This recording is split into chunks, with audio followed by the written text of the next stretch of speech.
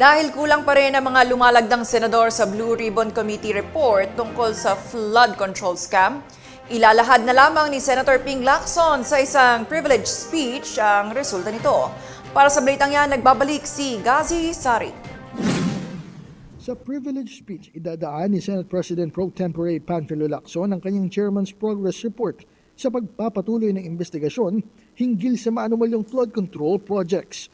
Ayon kay Lacson, ito ay dahil kulang pa rin sa kinakailangang bilang ng lagda ang partial committee report kung saan 6 pa lang at may 3 pang kulang upang tuluyang maihain sa plenaryo.